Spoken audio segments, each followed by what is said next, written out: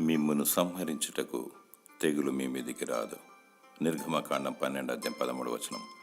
దేవుడని యెహోవా మోషకాలంలో ఐగుప్తు దేశంలో ఉన్న ప్రథమ కుమారులను మరణదూత అను తెగులు ద్వారా హతమార్చాలని నిశ్చయించుకున్నాడు. తన ప్రజలైనటువంటి ఇశ్రాయేలీయులను వారి ప్రథమ కుమారులను చంపబడుకుండుటకు వారి ద్వారా బంధకములకు గొర్రెపిల్ల రక్తమును పూయమని మోషే ద్వారా ఆజ్ఞాపించాడు. ఆ ప్రకారముగా చేసి మరణం నుండి తప్పింపబడినారు. మనము కూడా కరోనా అను తెగులు బారిన పడుకుండు నిమిత్తము ప్రభువైన యేసు రక్తమును కలిగి ఉండాలి. ఆయన రక్తము పవిత్రమైంది, నిర్దోషమైంది, శక్తిగలది. కుటుంబపరముగా కుటుంబంలో చేరి స్తుతి, ఆరాధన, వాక్య ధ్యానము, ప్రార్థన సహవాసం కలిగి ఉండినప్పుడు యేసు రక్తము చేత మనం ప్రోక్షింపబడతాము, మరణము నుండి తప్పింపబడతాము. కరోనా తెగులు ప్రపంచ దేశాలలో మరియు మన భారతదేశంలో వ్యాప్తి చెందకుండా, మరణానికి గురి కాకుండా బలముగా ప్రార్థిద్దాం, విజ్ఞాపన చేద్దాం. దేవుడు నిన్ను నీ కుటుంబాన్ని రక్షించి భద్రపరచునుగాక. ఆమేన్.